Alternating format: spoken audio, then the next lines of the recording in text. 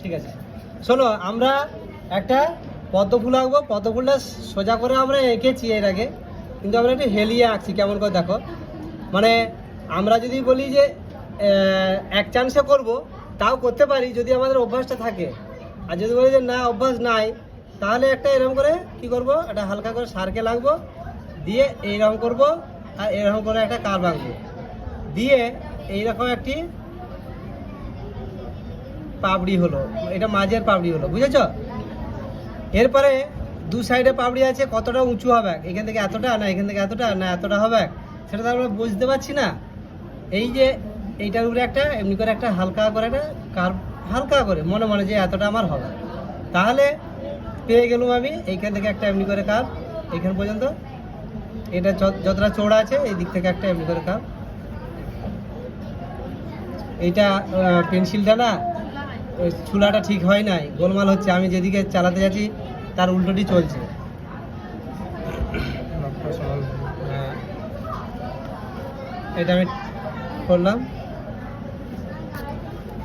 এবারে আবার একটি এইদিকে এমনি করে কার, এখান থেকে এমনি করে কার হলো।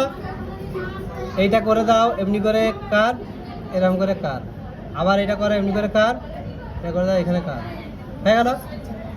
তারপরে যে নিচে আছে দেখো একটা এমনি করে ওভাল আছে, এই ওভালটা ঠিক এই মিডিল করে দুদিকে সমান করে ওভালটা করব। এটা আন্দাজে করছি আমি, তোদের প্র্যাকটিস করতে করতে আন্দাজ হয়ে যাবে। তারপরে এখানে মাঝে বিন্দু দে, এখান থেকে একটা এমনি করে কার্ভ আঁক, এখানে একটা কার্ভ আঁক, এটা হলো। এরপরে এইদিকে এমনি করে কার্ভ, মানে পাপড়িটা হচ্ছে দেখ এরকম করে কার্ভ, আবার এই দিক থেকে এরকম করে কার্ভ, এরকম করে কার্ভ। এটা ভিতরে একটা এমনি করে দেওয়া যায়, দেয়নি। আর এই মাঝে এমনি করে এবারে কাঁটা আছে, তো কাঁটাটা আমরা এরকম করে করে রংটা দিয়েই করব, ওকে।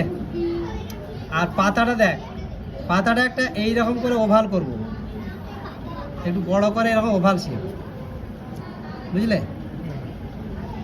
ওভাল শেপটা করে এইখানটা থেকে এইরকম করে এই মানে উল্টো দিকে 3 লেখা হলো, এরকম 3 দিয়ে এই লাইনটা আমি মুছে দেবো,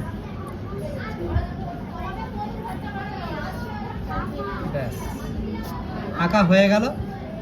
এইটা একটু বেশি নিচের দিকে ঢেউ হয়ে গেছে, আমি এটাকে একটু সোজা করে দিচ্ছি। হ্যাঁ, অতটা ঢেউ করবো নি, ছবিটা অতটা ভাল লাগছে না, এইটা করবো। এগুলো পরে বুঝে বুঝে আমরা করতেই পারি, সেই হচ্ছে ছবি। ঠিক আছে।